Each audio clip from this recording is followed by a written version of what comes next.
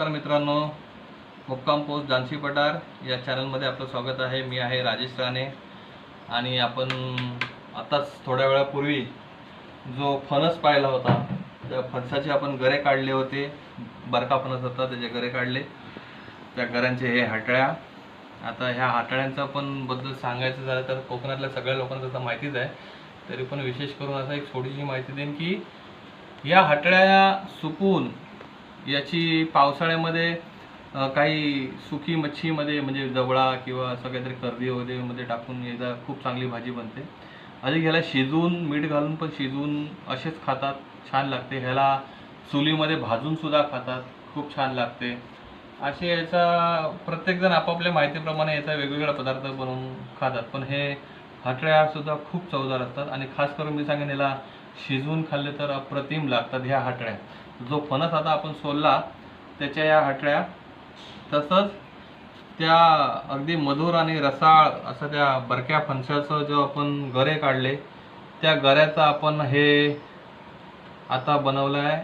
हा ज्यूस म्हणजे याचा आपण सगळं मिक्सरमध्ये वाटून याचा ज्यूस सारखा असं सगळं पल्प काढलेला आहे हा। आणि हा पल्प जो आहे हा पल्प आपण याच्यामध्ये चवीसाठी थोडंसं गूळ टाकलेलं आहे किंवा काही जण याच्यामध्ये वेलची पण टाकतात, खूप छान बनतं।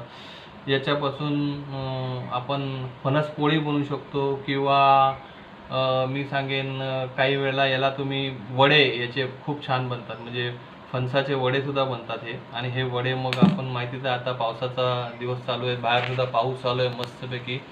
आज 23 तारीख आहे, 23 मे 2025।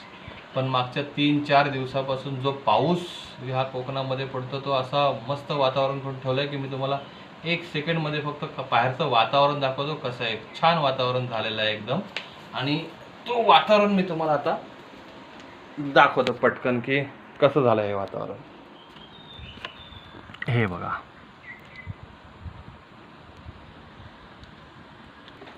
हे आहे आत्ताचं पावसाचं वातावरण आमचं जानसी पठारचं, म्हणून ह्या चॅनलचं नाव आहे मुक्काम पोस्ट जानसी पठार, ठीक आहे। हे बघा, हिरवंगार सगळं, लाल माती आणि एकदम शांत असं वातावरण, अजिबात ऊन नाही आहे जिथे।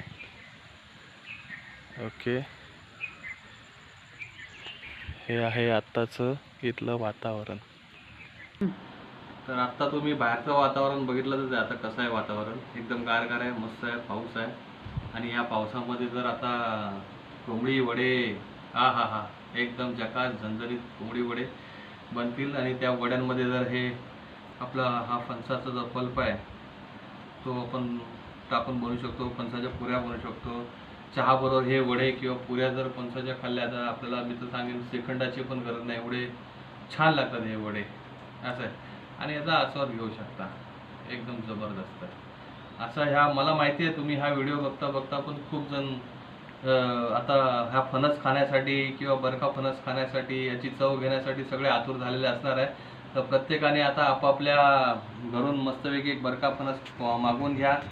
नसेल कुठे मिळत तर आम्हाला पण संपर्क करा, आम्हाला मिळालं तर आम्ही तुम्हाला एक फणस पाठवून देऊ। आणि अशा प्रकारे ह्या कोकणातल्या ज्या हे जे फळं आहेत, आता हा जसा आंबा आहे तसं मजा घ्या मस्तपैकी। आणि जय कोकण बनवून आजचा हा व्हिडिओ संपवतो। यामध्ये पण तुम्हाला काही सांगायचं असेल तर मला कमेंट करून नक्की सांगा। आमचा हा व्हिडिओ लाईक करा, शेअर करा आणि आमच्याबरोबर आमच्या कॅमेरामॅनला सुद्धा लाईक करा। जय कोकण।